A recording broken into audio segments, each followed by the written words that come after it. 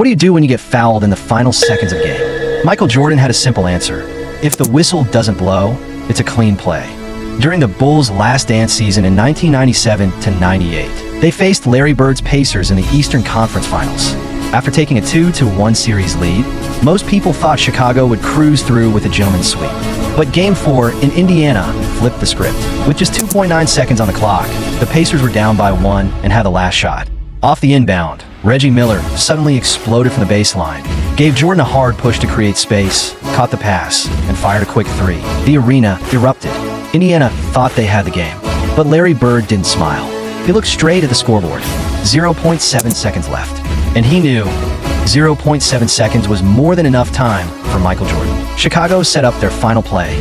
Jordan caught the inbound from Tony Kukoc, rose up from behind the arc, and in midair had to twist into a hanging, drifting release to avoid the trailing defender. The ball arced toward the rim. It kissed the inside of the cylinder and spun out. Millimeters in and out. The Pacers tied the series at 2-2, and after the game, Jordan walked out of the arena without saying a word. Later, when the media pushed for a reaction, he simply said, "I don't care what happened tonight. It's just a small setback." From start to finish, Jordan never mentioned Reggie Miller's push. Not once. It wasn't until years later, during his Hall of Fame speech, that Reggie finally talked about that moment. Yeah, Michael, I did push you too.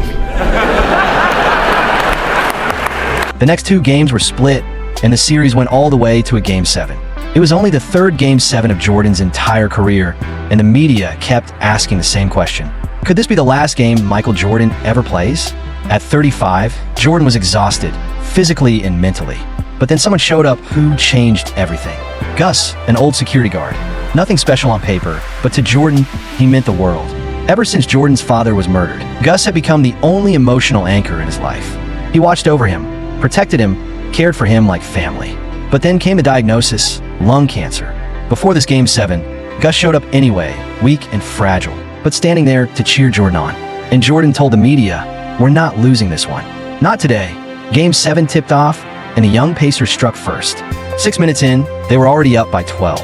But in the second quarter, Jordan launched a one-man counterattack, dropping 13 points and stopping the bleeding for Chicago. By the fourth quarter, both Jordan and Pippen were running on fumes, and the Bulls fell behind again. That's when Steve Kerr stepped up again. A sudden 3 from the outside pulled Chicago back from the edge. In the end, the Bulls held their ground and beat Indiana by 5. Jordan finished with 28 points, 8 assists, and 9 rebounds. After the game, he admitted, "The Pacers, outside of the Pistons, were the toughest team I ever faced."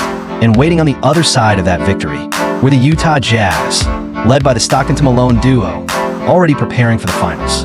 This year, the Jazz were even stronger. They swept the Shaq and Kobe Lakers 4-0 in the West, and the Bulls hadn't beaten them a single time in the regular season. The finals tipped off in Salt Lake City, and the last dance of the Bulls dynasty officially began.